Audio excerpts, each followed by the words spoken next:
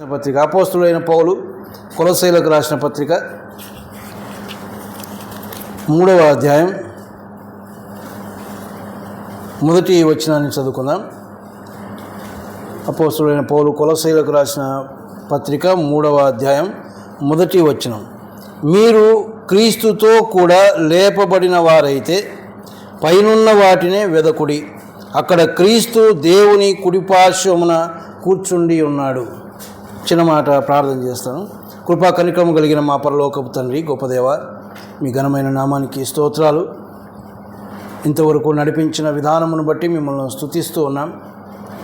ఇదిగో ప్రభువా, మరి వాక్యము దగ్గరికి వచ్చాం. మీరు ఇచ్చిన తలంపు నాయన, మీ యొక్క తలంపు మేరకు ఒక వచనాన్ని చదువుకున్నాం.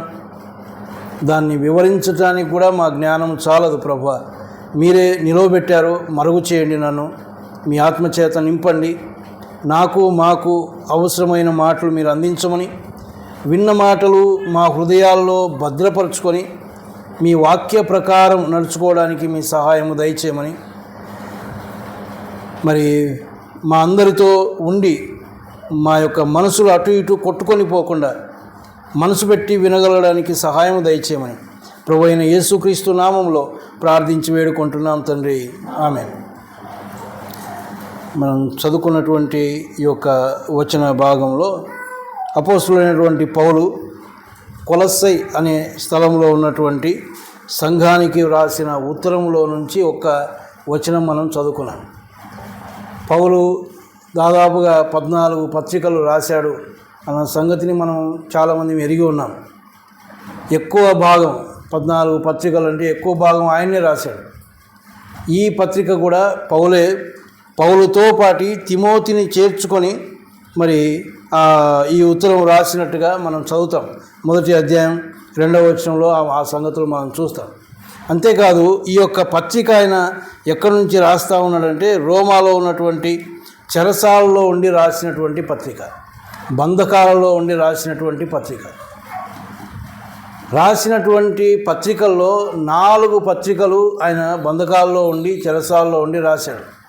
ఎఫెసీలకు రాసిన పత్రిక, ఫిలిప్పీ రాసిన పత్రిక, కొలస్సీలకు రాసిన పత్రిక, ఫిలోమోనుకు రాసిన పత్రిక, ఇవన్నీ కూడా ఆయన బంధకాల్లో ఉండి రాశాడు. అంటే సంఘాల పట్ల ఆయనకున్నటువంటి భారం అలాంటిది.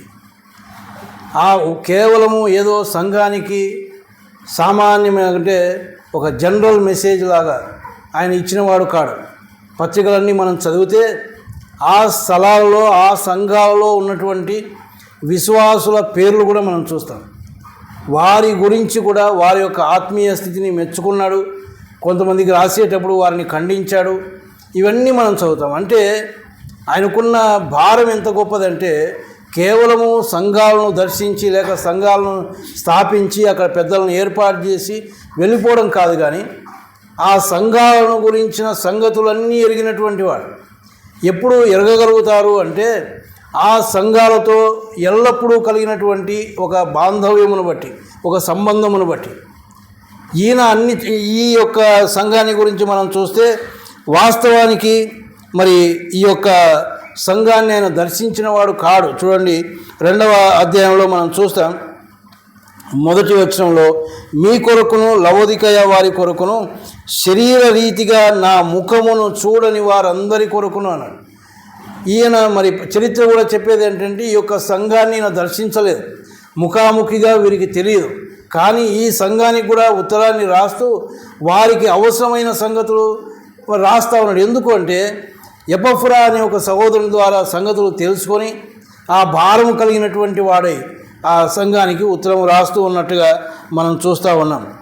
మరి ఒక సంగతి ఏంటంటే అక్కడ అబద్ధ బోధలు ఉన్నాయి, తప్పుడు బోధలు వారికి వినిపించబడతా ఉన్నాయి. కాబట్టి వాటి నుంచి ఎలాగ తప్పించుకోవాలో, అవి ఎలాంటి తప్పుడు బోధలో వారికి బోధించడానికి కూడా ఆయన ఈ సంగతులు రాసినట్టుగా మనం చూస్తాం. అంత మాత్రమే కాదు, మొదటి అధ్యాయం 15వ వచనం నుంచి 20వ వచనం వరకు మనం చూస్తే యేసుక్రీస్తు యొక్క సార్వభౌమాధికారం, ఆయన యొక్క ఆధిపత్యం గురించి మనం చూస్తాం. అందులో ఒక మాట 2-3 మాటలు మనం చూస్తే 16వ వచనంలో, ఏలయనగా ఆకాశమందున్నవి భూమి అందున్నవి దృశ్యమైనవి కానీ అదృశ్యమైనవి కానీ, అవి సింహాసనములైనను, ప్రభుత్వములైనను, ప్రధానులైనను, అధికారములైనను సర్వమును ఆయన యందు సృజింపబడెను. సర్వమును ఆయన ద్వారాను ఆయనను బట్టి సృజింపబడెను. ఆయన అన్నిటికంటే ముందుగా ఉన్నవాడు. ఆయనే సమస్తమునకు ఆధారభూతుడు. సంఘము అను శరీరమునకు ఆయనే శిరస్సు. అంటే ఆయన ఎంత ప్రాధాన్యమైన వాడో, ఎంత ముఖ్యమైన వాడో కూడా ఆ సంఘానికి తెలియజేస్తూ ఉన్నాడు. ఆయనే సమస్తమునకు ఆధారభూతుడు. అంటే ఆయన ఒక్కడే, ఆయన తప్ప ఇంకెవరు కాదు అని ఖచ్చితంగా వారికి బోధిస్తూ ఉన్నాడు. చాలామంది ఉన్నారు, వారిలో ఈయన ఒకడు అని చెప్పడం లేదు. ఆయన ఒక్కడే అన్న సంగతిని నొక్కి ఆయన మాట్లాడుతూ ఉన్నాడు. సంఘము అనే శరీరానికి కూడా ఆయనే శిరస్సు, ఇంకెవరు కాదు. అంటే సంఘానికి ప్రాముఖ్యమైనటువంటి వాడు ఆయన్నే. శిరస్సు ఏ విధంగా శరీరాన్ని నడిపిస్తుందో క్రీస్తే సంఘాన్ని నడిపించేవాడుగా ఉండాలి, కానీ ఒక మానవుని యొక్క అధికారం క్రింద కాదు అని దేవుడు మనకు జ్ఞాపకం చేస్తూ ఉన్నాడు. ఈనాడు చాలా సంఘాలు మనం చూస్తాం, వారి యొక్క ఆధిపత్యం కింద ఆ సంఘమే కాదు సంఘాలు నడుస్తూ ఉన్నాయి. కొన్ని సంఘాలన్నీ ఒకరి అధీనంలో, ఇంకా చెప్పాలంటే బిషప్ అంటారు, ఆయన అధికారం క్రింద ఎన్నో సంఘాలు ఉంటాయి. అది కాదు, కానీ పౌలు ప్రత్యేకంగా చెప్తా ఉన్నాడు, సంఘము అనే శరీరానికి ఆయనే శిరస్సు, ఆయనే అధికారము చెలాయించవలసిన వాడు, కానీ ఇంకెవరికి అధికారం లేదు అని ఇలాంటి కొన్ని సంగతులు వారికి జ్ఞాపకం చేస్తూ మనం ఇప్పుడు చదువుకున్న ఈ 3వ అధ్యాయం 1వ వచనంలో ఆయన పలుకుతున్నటువంటి మాట ఏంటంటే, మీరు క్రీస్తుతో కూడా లేపబడిన వారైతే అన్నాడు. ఆ తర్వాత దాని మీద నేను మాట్లాడాలనుకున్నాను. ఏమన్నాడు ఆ తర్వాత? పైనున్న వాటినే వెదకండి అని. పైనున్న వాటిని వెదకమంటా ఉన్నాడు. అయితే ఒక సంగతి జ్ఞాపకం చేస్తూ ఉన్నాడు. ఏమని? మీరు క్రీస్తుతో కూడా లేపబడిన వారైతే. ఈ అనుభవం మీకుంటే మీరు దేన్ని వెదకాలి? పైనున్న వాటినే వెదకాలి. మరి ఈ యొక్క అనుభవం ఏంటి? మీరు క్రీస్తుతో కూడా లేపబడిన వారైతే అంటే రక్షించబడి బాప్తీసమందు సాక్ష్యం ఇచ్చినటువంటి అనుభవం, తిరుగా జన్మించినటువంటి అనుభవం ఎవరికైతే ఉంటుందో కదా. చూడండి, ఇదే 3వ అధ్యాయంలోనే 3వ వచనానికి వస్తే, పైనున్న వాటి మీదనే కానీ భూ సంబంధమైన వాటి మీద మనసు పెట్టుకొనకుడి, ఏలైనగా మీరు మృతి పొందితిరి, మీ జీవము క్రీస్తుతో కూడా దేవుని యందు దాచబడి ఉన్నది అని. క్రీస్తుతో కూడా మనం జీవించబడ్డాం, మరి క్రీస్తుతో కూడా మనం లేపబడ్డాం. ఆ తిరుగా జన్మించినటువంటి అనుభవం కలిగినటువంటి మన గురించి ఆయన రాస్తూ ఉన్నాడు. ఎవరైతే క్రీస్తుతో కూడా లేపబడిన వారో వారు పైనున్న వాటినే వెదకాలి అని. మరి ఇక్కడ కూర్చున్నటువంటి మనం ఒకసారి ప్రశ్న వేసుకుందాం. మనం రక్షించబడ్డామా? తిరుగా జన్మించబడిన అనుభవం మనకుందా? బాప్తిస్మమందు సాక్ష్యం ఇచ్చామా అంటే అన్నిటికీ దాదాపుగా ఏదో కొంతమంది పిల్లలు తప్ప అందరూ ఎస్ అని చెప్పే వాళ్ళే ఉన్నారు కదా. అందరూ రక్షించబడిన వాళ్ళే, అందరూ తిరుగా జన్మించబడిన అనుభవం కలిగిన వారే, అందరూ బాప్తిసం తీసుకున్న వారే. అయితే మనం పైనున్న వాటినే వెతుకుతున్నామా అంటే, పైనున్న వాటిని అన్నప్పుడు దానికి కొన్ని అర్థాలు కూడా మనం చెప్పుకోవచ్చు. అంటే ఉన్నతమైనవి, పరసంబంధమైనటువంటి, పరలోకములో ఉన్నటువంటివి, లేక ఆత్మీయమైనటువంటివి, క్రీస్తులో ఉన్నటువంటి వారు, లేక క్రీస్తుతో కూడా లేపబడినటువంటి వారు, తిరుగా జన్మించబడిన అనుభవం కలిగినటువంటి వారు ఉన్నతమైన వాటిని వెతకాలి. ఈ లోకంలో ఉన్నవి ఎంత ఉన్నతమైనవో మనకు తెలుసు. ఇవి ఉన్నతమైనవి కావు. ఏవైతే మనం వెతుకుతూ ఉన్నామో, వేటి కొరకైతే ఆశపడుతూ ఉన్నామో, ఇవన్నీ కూడా గతించిపోయేటటువంటివి, ఎంత మాత్రము విలువలైనటువంటివి. అయితే వాటి కోసం ఎంతో ప్రయాసపడుతూ ఉన్నాం, వాటిని వెతుకుతూ ఉన్నాం. కానీ నిజంగా క్రీస్తు ద్వారా మనం లేపబడిన వారమైతే, తిరుగా జన్మించబడిన వారమైతే మనం చేయవలసింది ఏంటంటే పైనున్న వాటినే వెదకాలి.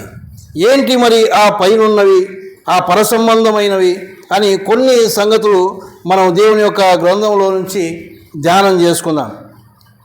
నేను ఇందాకే అన్నాను, అవి పైనున్నవి అంటే పరసంబంధమైనటువంటి, పరలోకంలో ఉన్నవి ఉన్నాయి. అంత మాత్రమే కాదు, ఉన్నతమైనటువంటివి కూడా ఆ పైనున్న సంగతులే. ఆత్మీయమైన సంగతులు కూడా పైనున్న సంగతులే. మనం వెతకవలసినవి అన్నీ కూడా పరసంబంధమైనటువంటివి, ఆత్మీయమైనటువంటివి, ఉన్నతమైనటువంటివి మనం వెతకాలి.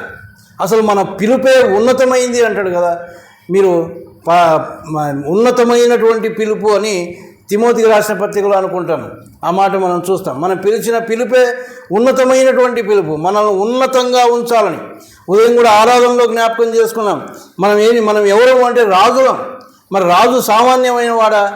రాజు ఉన్నతమైనటువంటి వాడు. వాని కింద ఒక అధికారం ఉంటుంది. అంత గొప్పవారినిగా దేవుడు మనల్ని చేశాడు. ఆ స్థానంలో ఉన్న మనము ఏం వెతకాలి? ఇప్పుడు ఆ స్థానానికి తగినటువంటి వాటివే వెతకాలి. ఒక రాజు ఒక భిక్షమెత్తే వాని దగ్గర పోయి ఏదైనా అడిగాడు అనుకోండి, అది ఎంత అసహ్యంగా ఉంటుంది. అంటే రాజుకు తగినటువంటి విధంగా రాజు జీవించాలి. దేవుడు మనల్ని ఒక ఉన్నతమైన స్థితిలో ఉంచాడు, తన పిల్లలుగా చేసుకున్నాడు. మనం పైనున్న వాటి మీదనే మన యొక్క గమనం ఉండాలి. కానీ ఉన్నాయా అనేది ఒక ప్రశ్న. జీవిస్తూ ఉన్నాం, ఎంతసేపు శరీర సంబంధమైన వాటి గురించే ఆలోచన చేస్తున్నాం, కానీ పరసంబంధమైనవి మనం ఆలోచన చేస్తూ ఉన్నామా? ఏంటి ఆ పైనున్నవి అని మనం ఆలోచన చేస్తే, మొట్టమొదట క్రీస్తు యొక్క రాజ్యం, ఆయన యొక్క ప్రభుత్వం. మొదట ఆయన నీతిని, ఆయన రాజ్యాన్ని వెతకమన్నాడు. మొదట మనలో ఉండవలసిన ఆరాటం ఏంటంటే ఆ యొక్క క్రీస్తు యొక్క రాజ్యం కొరకు. ఒక దినం ఆయన ఏలబోతా ఉన్నాడు. ఆ యొక్క రాజ్యంలో మనం ఉండాలి అన్న ఒక ఆశ మనకు ఉండాలి. ఎప్పుడు ఉంటాము అంటే రక్షించబడినటువంటి మనం ఆ యొక్క రక్షణను కాపాడుకుంటూ తిరిగా వెనకంజ వేయకుండా ఆయన వైపే చూస్తూ ముందుకు సాగుతామో, అప్పుడు ఒక దినాన ఆయన వచ్చినప్పుడు ఆయన ఎదుర్కొంటాం, ఆయనతో కూడా సదాకాలం ఉంటాం. ఆయన ఏలేటటువంటి రాజ్యంలో మనం ఉంటాం, ఆయన ప్రభుత్వం క్రింద ఉంటాం. ఆయన ప్రభుత్వం అన్నప్పుడు అక్కడే కాదు, ఇక్కడ కూడా, ఈ భూమి మీద కూడా మనము ఏమని ఒప్పుకున్నామంటే, రక్షణను గురించి రోమీలకు రాసిన పత్రికలో ఒక మాట చూడండి. మనం రక్షించబడినప్పుడు మనం పలికినటువంటి మాటలు ఏంటంటే, 10వ అధ్యాయం, రోమీలకు రాసిన పత్రిక 10వ అధ్యాయం 9వ వచనం. అదేమనగా యేసు ప్రభు అని నీ నోటితో ఒప్పుకొని దేవుడు మృతుల్లో లేపునని నీ హృదయమందు విశ్వసించిన నీవు రక్షించబడదు అన్నాడు. ఎప్పుడు రక్షించబడ్డామంటే యేసు ప్రభు అని మన నోటితో ఒప్పుకున్నప్పుడు. యేసు ప్రభు అంటే మనకు ప్రభు ఆయన, అంటే ఆయన యొక్క అధికారం కింద నేను ఉంటాను, ఆయన ప్రభుత్వం కింద నేను ఉంటానని ఒప్పుకున్నాను. అంటే ఆయన ఎట్లా చెప్పితే నేను అట్లే నడుచుకుంటాను అని ఒప్పుకున్నాను. మరి నడుస్తూ ఉన్నామా? ఆయన చెప్పిన ప్రకారం నడుస్తూ ఉన్నామా? మన ఇష్ట ప్రకారం నడుస్తూ ఉన్నామా? ఆలోచన చేసుకుంటే మనం ఏ మార్గంలో వెళ్తూ ఉన్నామో మనకే అర్థమవుతుంది. మనం వెళ్ళే మార్గాలు అవి మనం ఎంచుకుంటూ ఉన్నాం, కానీ దేవుని యొక్క అధికారం కింద మనం లేం. పైనున్న వాటినే వెదకమన్నప్పుడు మొదట ఆయన యొక్క ప్రభుత్వానికి, ఆయన అధికారానికి మనం ఒప్పుకోవాలి. ప్రభువా నీవు ఎలాగ నడిపిస్తే నేను అలాగ నడుస్తాను. ఈనాడు దేవుని సన్నిధికి రావాలి అంటే ఆయన నడిపిస్తాడు, అది ఆయన నడిపింపు. రాలేకపోతా ఉన్నామంటే అది ఆయన నడిపింపు కాదు, మన ఆలోచన. అది కూడా ఇది ఒక చిన్న విషయాన్ని చెప్తా ఉన్నాను నేను. అనేక విషయాలు ఉన్నాయి. ఆయన నడిపించేవి ఏవైనా సరే అవి ఉన్నతమైనటువంటివి, మన యొక్క ఆత్మీయమైనటువంటి క్షేమాన్ని కోరుకునేటటువంటివి. మరి ఆయన యొక్క ప్రభుత్వానికి, ఆయన యొక్క అధికారానికి మనం ఒప్పుకోవాలి. అంత మాత్రమే కాదు, పరలోకములో ఉన్నటువంటి సంపద, పైనున్న వాటిని వెతకడం అంటే అక్కడున్నటువంటి సంపద గురించి ఆలోచన చేయాలి, ఈ లోక సంపద కాదు. మనం ఆలోచన చేస్తూ ఉన్నామా? ఇక్కడ ఉండగానే అక్కడ మనం సంపాదించుకోవాలి. చూడండి, మత్తయి సువార్త 6వ అధ్యాయం 18వ వచనం, 18-19. మత్తయి సువార్త 6వ అధ్యాయం 18-19. భూమి మీద మీ కొరకు ధనమును కూర్చుకొనవద్దు, ఇక్కడ చిమ్మెటయు తుప్పును తినివేయను, దొంగలు కన్నము వేసి దొంగిలరు. పరలోకమందు మీ కొరకు ధనమును కూర్చుకొనడి, అచ్చట చిమ్మెటైనను తుప్పైనను దాన్ని తినివేయదు, దొంగలు కన్నము వేసి దొంగిలరు. నీ ధనం ఎక్కడ ఉండునో అక్కడనే నీ హృదయమును ఉండును. ఎక్కడ పెట్టుకోవాలి? ఇప్పుడు మనం ఎక్కడ సంపాదించుకోవాలి? పరలోకంలో. ఇక్కడ సంపాదించుకుంటే ఏమవుతుందంట? భూమి మీద మీ కొరకు ధనమును కూర్చుకోవద్దు. సంపాదించుకోవాలి కానీ కూర్చుకోవద్దు, దాని మీదనే మనసు పెట్టుకోవద్దు. ఎందుకు అంటే ఇక్కడ చిమ్మెటయు తుప్పును తినివేయను, దొంగలు కన్నం వేసి దొంగిలేదని ఎత్తుకపోతారు ఎవడో ఒకడు వచ్చి. ఉన్నట్టుండి అసలు ఏమైపోతుందో తెలియదు. మా మామగారు ఉన్నప్పుడు, మా భార్య నాన్నగారు ఆయన ఉన్నప్పుడు, ఆయన భద్రావతిలో ఒక స్టీల్ కంపెనీలో పనిచేసేవాడు, సెంట్రల్ గవర్నమెంట్ జాబ్. అక్కడ నుంచి వాలంటరీ రిటైర్మెంట్ తీసుకున్నాక డబ్బులు వచ్చాయి. అప్పట్లో అది చాలా తక్కువ, 2 లక్షలు, అంటే ఇప్పుడు ఎక్కువే, అది 2 లక్షల చిల్లర వస్తే ఆయన ఏం చేశాడంటే పాపం బ్యాంకులో పెట్టుకున్నాడు. ఫస్ట్ బ్యాంకులో పెట్టుకుంటే తక్కువ వడ్డీ వస్తూ ఉంది, సొంతం ఇల్లు ఉంది, మరి అది సరిపోవడం లేదు. కాబట్టి ఎవరో ఆయనకు ఉన్న మంచి స్నేహితుడు ఒక ఆయన ఉన్నాడు, ఆయన చెప్పినాడని చెప్పి ఒక ప్రైవేట్ బ్యాంక్ ఒకటి, సదరన్ ఏదో ఉంది దాని పేరు, దాంట్లో వేస్తే కొంచెం పర్సెంటేజ్ ఎక్కువ వస్తుందన్న. అంతకుముందు పోస్ట్ ఆఫీస్లో 2000 వస్తూ ఉంటే దీంట్లో దాదాపుగా 4000 వస్తుంది అంటే పాపం ఆశపడి దాంట్లో వేసాడు.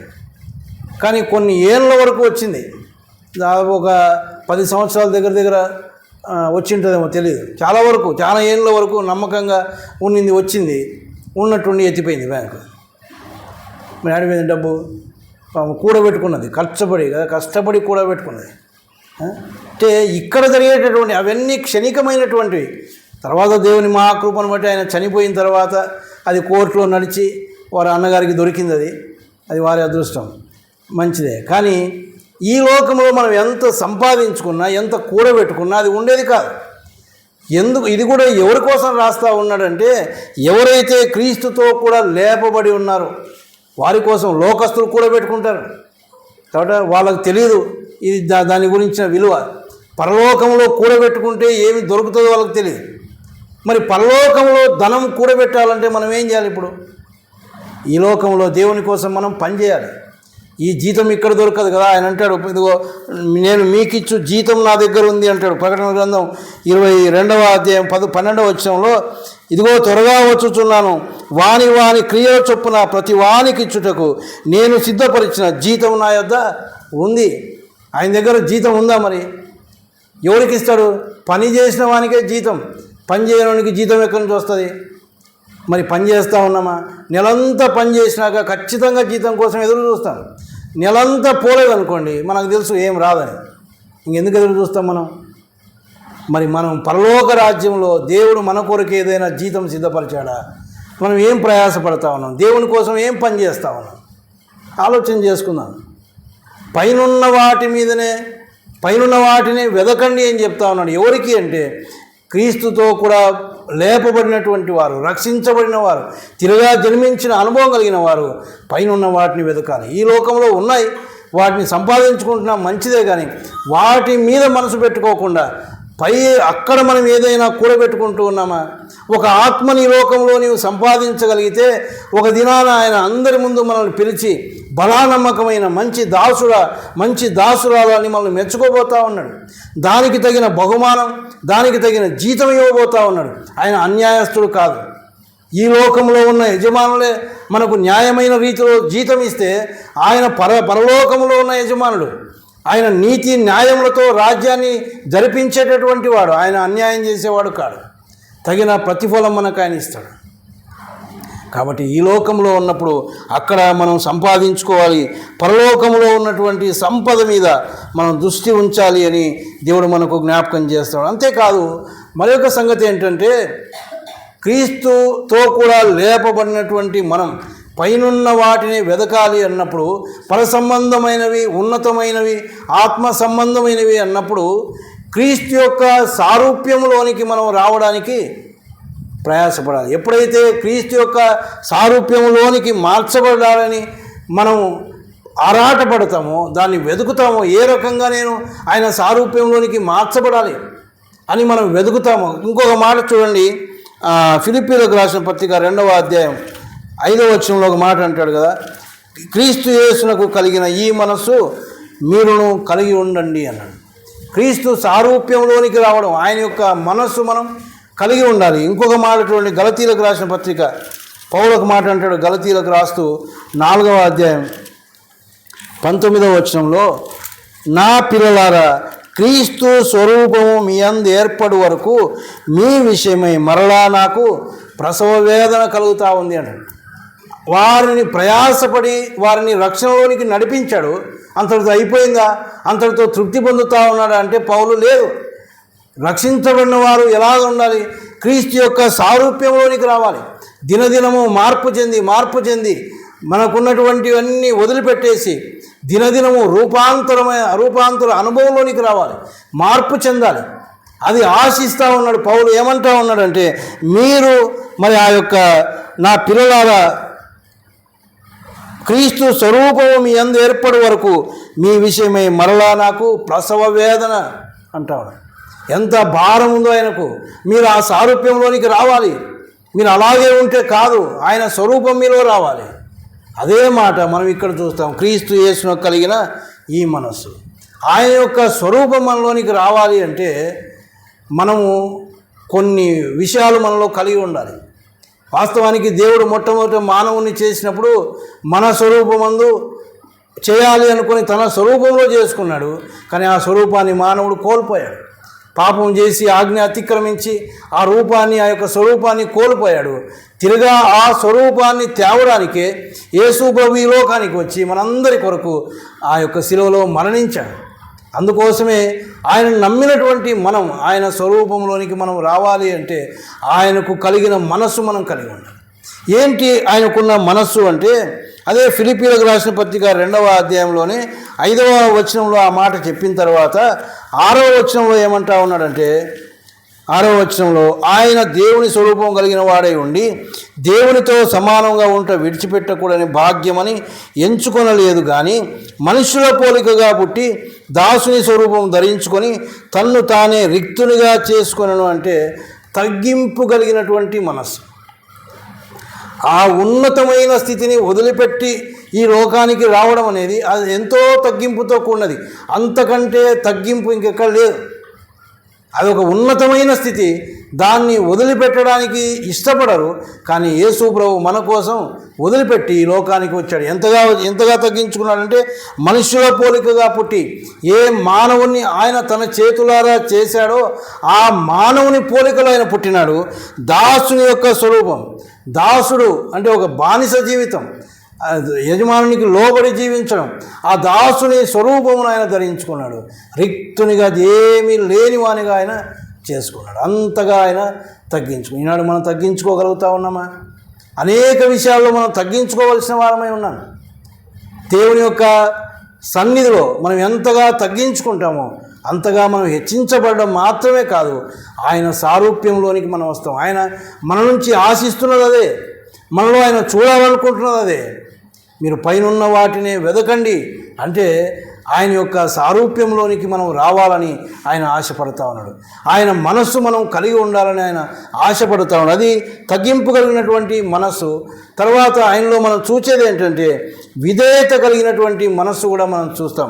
అదే ఫిలిప్పీలకు రాసిన పత్రిక 2వ అధ్యాయం 8వ వచనంలో మనం చూస్తే, మరియు ఆయన ఆకారమందు మనుషుడుగా కనబడి మరణము పొందునంతగా, అనగా శిలువ మరణము పొందునంతగా విధేయత చూపిన వాడై అని మనం చూస్తాం.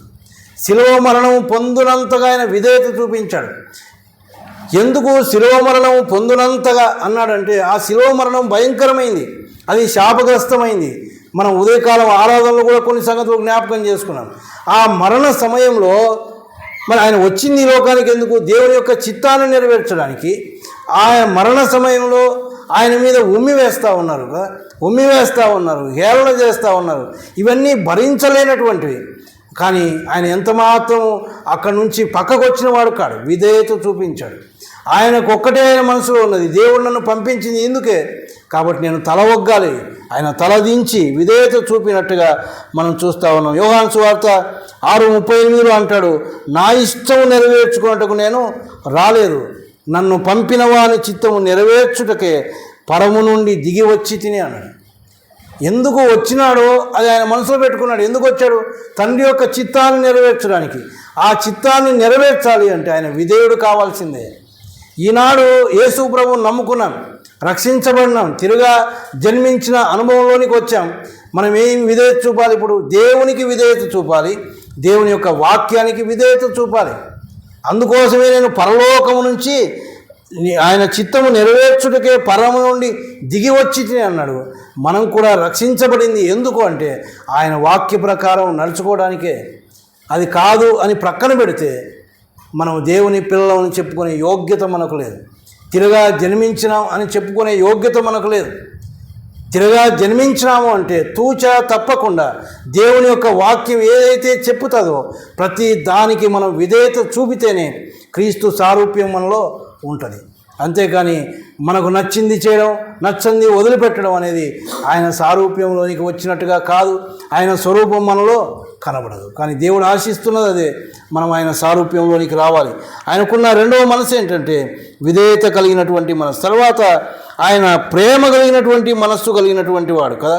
ఎంతగా ప్రేమ మన పట్ల చూపించాడు అంటే ఎఫెసీయులకు రాసిన పత్రిక 5:2 మనం చూస్తాం, క్రీస్తు మిమ్మును ప్రేమించి అని. ఆయన మనల్ని ప్రేమించి ఏం చేశాడు ఆయన అంటే మనం పరిమళ వాసనగా ఉండాలని మన కొరకు తన్ను తాను దేవునికి అర్పణముగాను బలిగాను అప్పగించుకున్నాడు. ఆయన యొక్క ప్రేమ మనం వర్ణించలేము, ఒక 2 మాటలో చెప్పేది కాదు. అది అపారమైనటువంటి ప్రేమ ఆయన చూపించాడు. మనల్ని ప్రేమించి తన్ను తానే మన కొరకు అప్పగించుకున్నాడు, బలిగా అప్పగించుకున్నాడు. అది శిలువలో ఆయన చూపినటువంటి ప్రేమ. ఇంకొక మాట యోహాను సువార్త 15వ అధ్యాయం 13వ వచనంలో తన స్నేహితుల కొరకు తన ప్రాణం పెట్టువానికంటే ఎక్కువైన ప్రేమ గలవాడు ఎవడునూ లేడు అన్నాడు. తన స్నేహితుల కొరకు ప్రాణం పెట్టువానికంటే ఎక్కువైన ప్రేమ కలిగిన వాడు ఎవడూ లేడు.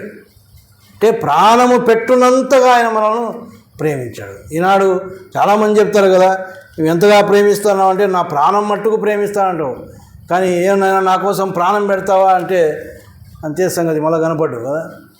కానీ దేవుడు ప్రాణం పెట్టున్నంత వరకు దేవుడు ఆయన ప్రేమించాడు, మనల్ని ప్రేమించాడు. ఆయన ప్రేమ అపారమైంది. ఆ ప్రాణం పెట్టడం కూడా అది మనకు లాభకరంగా ఉండే విధంగా ఆయన ప్రాణం పెట్టాడు. ఆయన రక్తము చిందించబడటం ద్వారా మన పాపాలకు ప్రాయశ్చిత్తం ఉంది. తద్వారా మనం ఆయన పిల్లలం అవుతాం, ఆయనతో ఉంటాం. ఇవన్నీ మనసులో పెట్టుకొని తన ప్రాణాన్ని అప్పగించడానికి ఆయన సిద్ధపడ్డాడు. అది ఆయన యొక్క మనస్సు. తర్వాత చూడండి, ఇంకోటి ఏంటంటే సేవకుని మనస్సు మనం ఆయనలో చూస్తాం. ఆయన మరి దాసుని స్వరూపం ధరించుకున్నాడని దైవికమైనటువంటి స్వభావాల గురించి కంటే కూడా సేవకునిగా ఉండడానికి సేవ తనే చేస్తూ ఆ యొక్క సేవకత్వాన్ని ఆయన చూపించాడు కదా. అది మనం ఎరిగినటువంటి వారమే. ఆయన పరిచారం చేయించుకోవడానికి రాలేదు, కానీ పరిచారం చేయడానికే వచ్చాడు అన్నాడు.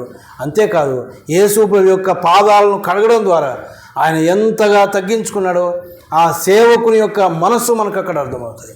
ఒక సేవకుడు ఏ మట్టుకు తగ్గించుకోవాల్సి ఉందో దేవుని పిల్లలంగా ఆ సేవ చేయడం అనేది ఏంటో ఆయన సేవకునికున్న మనస్సు కూడా ఆయన మనకు చూపిస్తూ ఉన్నాడు. పాదములు కడుగుతూ ఉన్నాడు, శిష్యుల పాదాలు. అది ఆయనకున్నటువంటి మనస్సు. ఆయన సారూప్యంలోనికి రావాలి. క్రీస్తు యేసును కలిగిన ఈ మనస్సు మనం కూడా కలిగి ఉండాలి అంటే క్రీస్తుకున్నటువంటి మనస్సు మనలో ఉండాలి. అంతవరకు మనం మార్చబడాలి. అదే పైనున్న వాటిని వెదకడంలో ఉన్న మరి ఒక అర్థంగా మనం చూస్తాం. అంత మాత్రమే కాదు, మరి పైనున్న వాటిని వెదకడంలో మనం ఒక 3 సంగతులు జ్ఞాపకం చేసుకున్నాం. ఒకటి, క్రీస్తు యొక్క రాజ్యం, ఆయన ప్రభుత్వాన్ని వెదకడం, పరలోకంలో ఉన్న సంపదను వెదకడం, క్రీస్తు స్వారూప్యానికి మార్చబడడానికి వెదకడం, తర్వాత క్రీస్తులో ఉన్నటువంటి ఆత్మీయమైనటువంటి ఆశీర్వాదాలు మనం వెదకాలి. క్రీస్తులో ఆత్మీయమైనటువంటి ఆశీర్వాదాలు మనకు ఉన్నాయి. చూడండి, ఎఫెసీయులకు రాసిన పత్రిక 1వ అధ్యాయం 3వ వచనంలో మన ప్రభు అయిన యేసు క్రీస్తు యొక్క తండ్రి యొక్క దేవుడు స్తుతింపబడునుగాక, ఆయన క్రీస్తునందు పరలోక విషయములలో ఆత్మ సంబంధమైన ప్రతి ఆశీర్వాదమును మనకు అనుగ్రహించెను. అయిపోయింది, ఆయన ఇచ్చేసినాడు. ఎప్పుడైతే మనం నమ్ముకున్నామో అప్పుడే మనకి ఇచ్చాడు, కానీ వాటిని కాపాడుకోవాల్సిన బాధ్యత మనకుంది. ఇశ్రాయేలుతో ఆయన చెప్పింది అదే, మీకు ఇదిగో వాగ్దాన దేశంగా కనానును ఇచ్చాను, కానీ మీరు స్వతంత్రించుకోండి. ఆయన ఇచ్చేసినాడు, కానీ స్వతంత్రించుకోవాల్సిన బాధ్యత వారికి ఉంది. స్వతంత్రించుకోలేక అరణ్య మార్గంలో విరోధులైపోయి దేవునికి విరోధముగా సనిగి ఆ మధ్యలోనే రాలిపోయిన వారు ఎంతమందో. అది కూడా మనం మొన్ననే జ్ఞాపకం చేసుకున్నాం. మధ్యలో అందరూ రాలిపోయారు. ఐగుప్తు నుంచి బయలుదేరి వచ్చిన మొదటి ఆ యొక్క వంశంలో సంతతిలో అందరూ రాలిపోయారు, కానీ ఇద్దరు మిగిలారు. యెహోషువ కాలేబులు మాత్రమే వెళ్ళారు. అయితే వారితో పాటు ఆ తర్వాతి సంతతి వెళ్ళింది, కానీ మొదట వచ్చిన వారిలో ఇంకెవరు లేరు. కారణం ఏంటి అంటే సనుగు గొనుగు, అవిధేయత, దేవునికి ఇష్టంగా జీవించకపోవడం. కాబట్టి మనం కూడా మన యొక్క ఆత్మీయమైన ఆశీర్వాదం దేవుడు దాచిపెట్టాడు అక్కడ, దాన్ని వెదకాలి అంటే ఈ లోకంలో మనం ఉన్నప్పుడే దాని కొరకు మనం జీవించాలి. ఆయనకు అవిధేయులం కాకుండా, ఆయనకి అయిష్టమైన కార్యాలు చేయకుండా, ఆయన చెప్పిన మాట వింటూ మనం ఉంటే పరసంబంధమైన ప్రతి ఆశీర్వాదం దేవుడు మనకు అనుగ్రహించేవాడుగా ఉన్నాడు. అంతేకాదు రోమీయులకు రాసిన పత్రిక 8:17 అంటాడు, మనం పిల్లలమైతే వారసులం, అనగా దేవుని వారసులం. వారసత్వం అనేది ఏంటో, వారసత్వం వలన వచ్చే ఆదాయం ఏంటో మనకు తెలుసు కదా.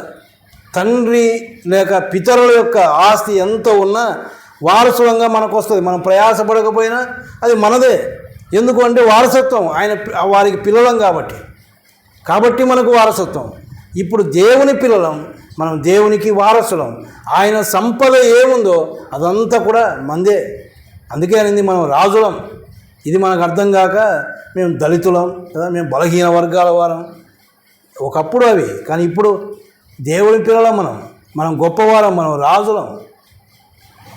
ఈ మధ్యనే మరి వీళ్ళ వదిన అంటే పెద్దన్న భార్య చివరి చెల్లెలు ఆ భర్త చనిపోయాడు హుబ్లీలో. మరి చాలా కాలం నుంచి వారి మధ్యలో ఒక మాటలు లేవు, కారణాలు మనకు తెలియదు, కానీ ఆయన చనిపోయాడని తెలిసినప్పుడు అందరు పోయారు. ఎందుకు? ఈ అమ్మాయికి కొడుకు కూతురు ఉన్నాడు. కొడుకు వారసత్వంగా రావాల్సింది ఉంది, దానికోసం పోరాడడానికి వెళ్ళిపోయారు. అంటే వారసత్వంగా వచ్చేది ఉంది. ఇక్కడైనా లోకంలో పోరాడాలేమో, కానీ అది వారసత్వంగా దేవుడు మన కోసం పెట్టాడు. మన పోరాటం ఏంటంటే ఈ లోకంలో దేవుని కోసం జీవించడమే. కానీ మనకు ఈ లోకంలో క్షణికమైనటువంటి వారసత్వం కింద వచ్చే వాటి కోసం ఎంతైనా పోరాడతాం, కానీ పరలోకంలో అస్థిరమైనటువంటిది, శాశ్వతమైనటువంటి మన కోసం ఆయన పెట్టింటే ఆ సంపద కోసం ప్రయాసపడడం లేదు. దానికోసం ఎప్పుడైనా కొట్లాడిన అనుభవాలు ఉన్నాయి మనకు? లేవు. కానీ ఈ లోక సంబంధంగా చూస్తే ఆ వారసత్వం కింద వచ్చే దానికోసం ఎంత పోరాటమో. కోర్టుకు పోయి డబ్బులు ఖర్చు పెట్టైనా సంపాదించుకుంటాం, కానీ పరసంబంధమైనటువంటి దీవెనలు మన కోసం ఉన్నాయి, వాటి కొరకు మనం ప్రయాసపడాలి. తర్వాత మనం పైనున్న వాటిని వెతకడంలో మరొక సంగతి ఏంటంటే నిత్య జీవమును వెతకాలి. మనకు నిత్య జీవం ఉంది కదా, ఎప్పుడైతే నమ్మామో మన కొరకు నిత్య జీవం ఉంది, కానీ దాన్ని వెతకాలి అన్నాడు అంటే నిత్య జీవమును ఆశించి ఆయన యొక్క ప్రత్యక్షత కొరకు మనం ఎదురు చూడాలి. పౌలు ఒక మాట అంటాడు, ఏమని? బ్రతుకుట క్రీస్తే, చావు అయితే లాభమును. అంటే చావును కోరుకున్నాడు ఆయన. మనం ఎప్పుడన్నా చావును కోరుకున్నామా? కోరుకుంటాం. ఎప్పుడు?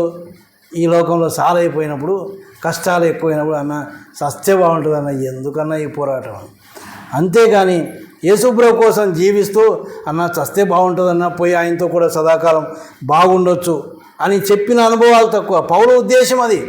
చావైతే లాభం అంటే ఈ లోకాన్ని వదిలిపెడితే నేను ఆయనతో కూడా ఉంటాను కదా, అక్కడ ఉండేటటువంటి ఆశీర్వాదాలన్నీ ఎరిగినవాడు కాబట్టి అంటూ ఉన్నాడు చావైతే నాకు లాభం అని. కాబట్టి మనం కూడా ఆ యొక్క నిత్య జీవం కోసం వెదకాలి అంటే చూడండి, తీతుకు రాసిన పత్రిక 2వ అధ్యాయం 12-13 వచనాలు చదువుకుందాం. మనము భక్తిహీనతను, ఇహలోక సంబంధమైన దురాశలను విసర్జించి శుభప్రదమైన నిరీక్షణ నిమిత్తం, అనగా మహాదేవుడును మన రక్షకుడునైన యేసుక్రీస్తు మహిమ యొక్క ప్రత్యక్షత కొరకు ఎదురు చూచుచు ఈ లోకంలో స్వస్థబుద్ధితోనూ నీతితోనూ భక్తితోనూ బ్రతుకుచుండవలనని మనకు బోధించుచున్నది. ఆ యొక్క నిత్య జీవం కదా, ఆ యొక్క నిత్య జీవం మనం కోరుకునే వారమైతే శుభప్రదమైనటువంటి ఆ యొక్క నిరీక్షణ నిమిత్తం మనం ఏం చేయాలో తీతుకు రాస్తా చెప్తా ఉన్నాడు. ఇహలోక సంబంధమైన దురాశలను విసర్జించాలి. తర్వాత ఈ లోకంలో స్వస్థ బుద్ధితో నీతితో భక్తితో బ్రతుకుతూ ఉండాలి.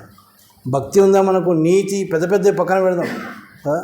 భక్తి అంటే దేవుని పట్ల మనం చూపించేటటువంటి ఆరాధనతో కూడినటువంటి, కృతజ్ఞతతో కూడినటువంటి భావం, ఆ భక్తి మనకుందా? ఇహలోక మాలిన్యం అంటుకోకుండా మనం చూసుకోగలుగుతా ఉన్నామా? ఆ భక్తి జీవితం, దేవుని దగ్గరికి ఎన్నిసార్లు వస్తూ ఉన్నాం, దేవుని సన్నిధి ఎంత ఆశపడుతూ ఉన్నాం మనం, దేవునితో నేను ఇంత సమయం గడపాలి, దేవునితో నేను ఉండాలి, దేవుని పిల్లలతో ఉండాలి అన్న ఒక భక్తి భావం మనలో ఉందా? కానీ ఆయన అంటూ ఉన్నాడు, మనం ఎప్పుడైతే ఆ యొక్క నిత్య జీవం కోసం వెతుకుతామో ఈ లోకంలో మనం అలాగ బ్రతకాలని ఇష్టపడతాం. దాని కొరకు ఎదురు చూస్తా, యేసు ప్రభువు ఎప్పుడు వస్తాడా అని ఎదురు చూస్తా మనం అలాగ బ్రతుకుతాం. నిజంగా ఎదురు చూస్తూ ఉన్నాం. ఆయన రాబోతూ ఉన్నాడనే తెలుసు, ఎప్పుడు వస్తాడో తెలీదు, కానీ ఎదురు చూస్తూ ఉన్నామా? ఎదురు చూసేవాడు ఏం చేస్తాడు?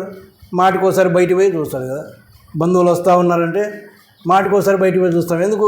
ఎదురు చూడడం అది. కానీ యేసు ప్రభువు వస్తూ ఉన్నాడంటే ఇవన్నీ మనసులో పెట్టుకొని ఆయన ఎప్పుడు వస్తాడా అని ఒక ఆశ కలిగి జీవించడమే ఎదురు చూడడం. ఆయన వస్తే నేను అక్కడ ఉంటాను కదా, ఆయనతో కూడా ఉంటాను కదా, మంచి సమయాలు, వాటిని గురించిన ఆలోచన మనకుందా? పరసంబంధమైన ఆలోచనలు మనకున్నాయా? క్రీస్తుని నమ్ముకున్నాం, కానీ ఈ లోకాన్ని గురించే ఆలోచన చేస్తూ ఉన్నాం. కానీ పరలోకంలో మనల్ని కూర్చుండబెడితే, పరలోకంలో కూర్చుండబెట్టాడు అంటే అక్కడ కళ్ళు తెరిస్తే పరలోక రాజ్యమే కనపడాలి. కూర్చుండబెట్టాడు కానీ మనకేం కనపడతా ఉన్నాయి? అన్ని భూమి మీద ఉన్నవే కనపడతాయి. కళ్ళు తెరిస్తే ఇవే కనపడతాయి మనకు. అంటే ఆ అనుభవంలోనికి మనం వెళ్ళలేకపోతా ఉన్నాం. కాబట్టి దేవుడు ఆశించేది ఏంటంటే క్రీస్తుతో కూడా లేపబడినటువంటి వారమైన మనం పైనున్న వాటిని వెదకాలి అని, దేవుని యొక్క సహవాసాన్ని కూడా మనం వెదకాలి. ఒక్క మాట చదువుకుందాం చూడండి, కీర్తనల గ్రంథంలోనికి వద్దాం. దావీదు యొక్క అనుభవం అక్కడ చూద్దాం. వెదికే విషయంలో ఆయన ఎలా ఉన్నాడో. 27వ కీర్తన 4వ వచనం.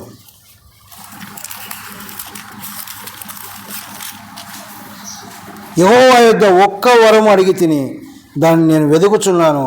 యెహోవా ప్రసన్నతను చూచుటకును ఆయన ఆలయంలో ధ్యానించుటకును నా జీవితకాలం అంతా నేను యెహోవా మందిరంలో నివసింపగోరుచున్నాను.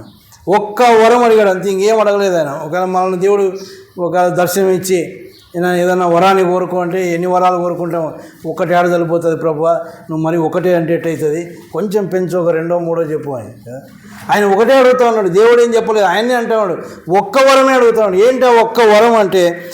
అడగడం మాత్రమే కాదు, దానిని నేను వెతుకుతా ఉన్నాను. ఏ వరాన్నైతే కోరుకున్నాడో దాని గురించి వెతుకుతా ఉన్నాడు. ఏంటి ఆయన అడిగిన వరం అంటే యెహోవా ప్రసన్నతను చూడాలి. ఆయన వెతుకుతూ ఉంది ఏంటంటే యెహోవా ప్రసన్నతను నేను చూడాలి, ఆయన ఆలయంలో ధ్యానించాలి. అది ఆయన కోరుకుంటున్నది, ఆయన వెతుకుతూ ఉన్నది. ఆయన వెతుకుతా ఉన్న అడిగినాడు వరాన్ని. మనం అడుగుతాం కానీ వెతికే అనుభవం మనకు లేదు. ఆయన అడుగుతా ఉన్నాడు, ఒకే ఒక వరం అడిగాడు, దాన్ని వెతుకుతా ఉన్నాడు. అంటే ఆ ఆలయానికి ఆయన ఎంత ఆశగా వెళ్తూ ఉన్నాడంటే యెహోవా యొక్క ప్రసన్నత చూడాలి అని ఆయన మందిరానికి ఇష్టంగా వెళ్తూ ఉన్నాడు. ఇదే కీర్తన గ్రంథంలో 133, 122 చూద్దాం. ఒక మాట దావీదు యొక్క ఆశ ఎంతగా ఉందో మనం చూస్తాం దేవుని సన్నిధి పట్ల.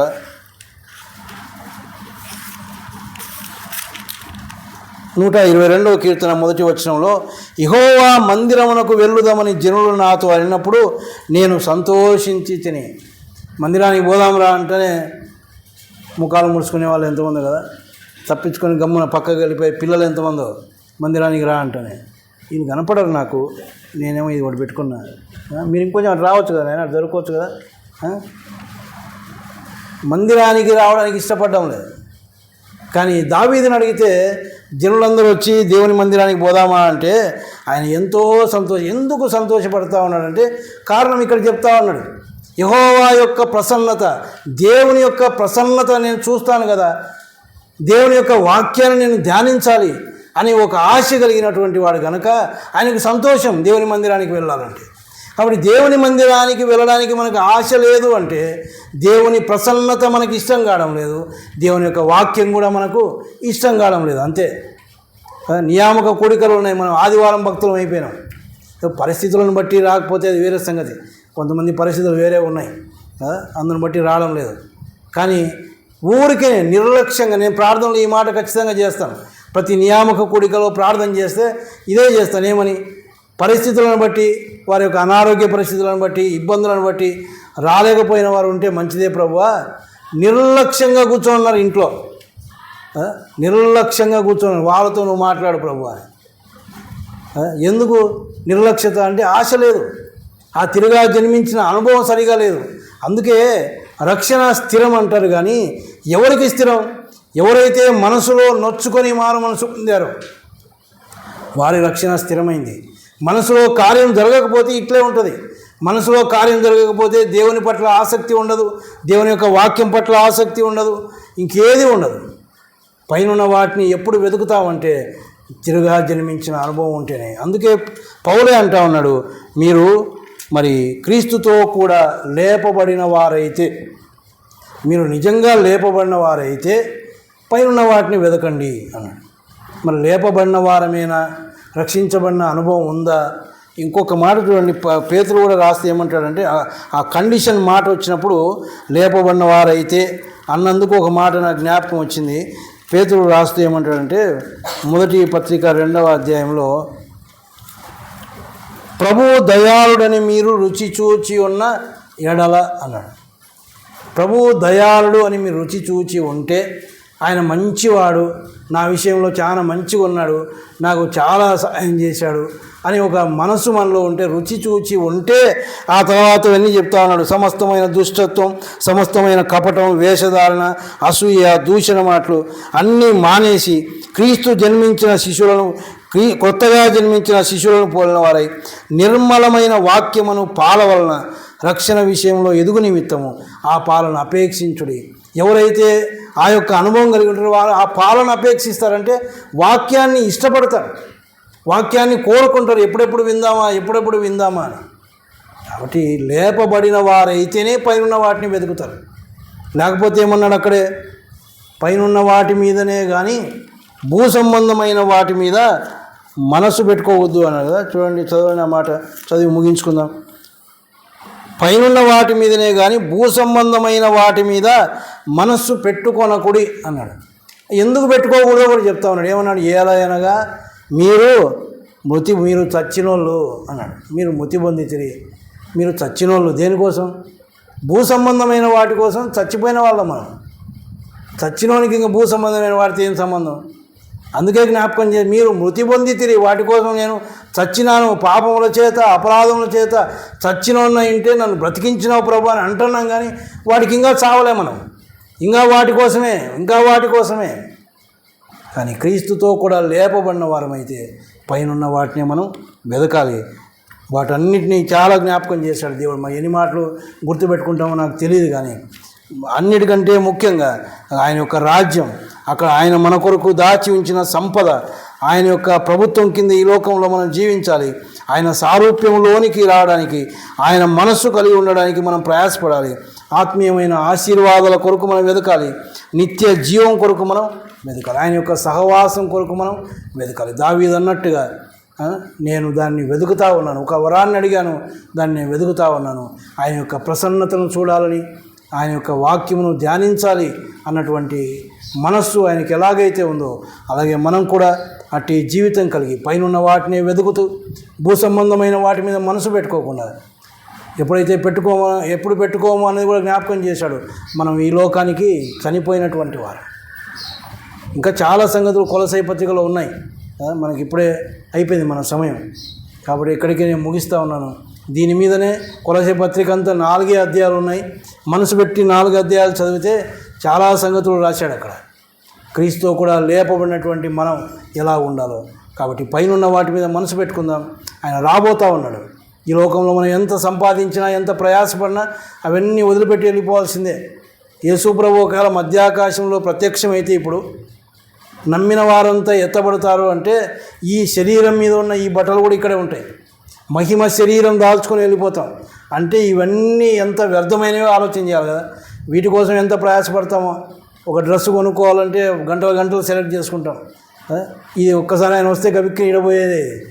కానీ దీనికోసం ఎంత ప్రయాసం. కుట్టించుకోవడానికి వెళ్తే ఎన్నో స్టైలు చెప్తాం, అట్టుండాలన్నా ఇట్టుండాలన్నా. కానీ ఇవన్నీ వదిలిపెట్టేటివే. కానీ లోకంలో ఉన్నాం కాబట్టి కొన్ని అవసరం, కానీ వాటి మీదనే మనసు పెట్టుకోవద్దు అంటా ఉన్నాడు. మన మనసు పైన ఉండాలి. ఎందుకు అంటే మనం క్రీస్తుతో కూడా లేపబడిన వారం, తిరుగా జన్మించిన వారం. ఈ మనసులో పెట్టుకొని ఆత్మీయమైన జీవితాలు జీవిస్తూ ముందుకు సాగడానికి దేవుడు తన కృప అనుగ్రహించును గాక. ప్రార్థన చేసుకుందాం. కృపా కనికరములు కలిగిన మా పరలోకపు తండ్రి, గొప్ప దేవ, మీ ఘనమైన శ్రేష్టమైన నామానికి స్తోత్రాలు. ఇంతవరకు మాతో మాట్లాడినందుకై మీకు స్తోత్రాలు. క్రీస్తుతో కూడా లేపబడిన వారం అయితే పైనున్న వాటిని వెదకమన్నారు. మేము ఏ ఏ విషయాలు వెదకాలో అనేక సంగతులు జ్ఞాపకం చేశారు నాయన. అవన్నీ మనసులో పెట్టుకొని మీరు అక్కడ కొరకు ఎదురు చూస్తూ, అక్కడ మీరు మా కొరకు సిద్ధపరిచినవి ఎన్నో ఉన్నాయి, వాటన్నిటి కొరకు ఎదురు చూస్తూ ఈ భూ సంబంధమైన వాటి మీద మనసు పెట్టుకోకుండా నాయన వాటికి చచ్చిన వారంగా ఉంటూ నాయన మీ కొరకు జీవించడానికి సహాయం చేయమని వచ్చిన వారందరినీ బట్టి మరొకసారి మీకు స్తోత్రాలు చెల్లిస్తూ మా ప్రభువును రక్షకుడు నేను యేసుక్రీస్తు పేరట ప్రార్థించి వేడుకుంటున్నాం తండ్రి. ఆమేన్. అవునా.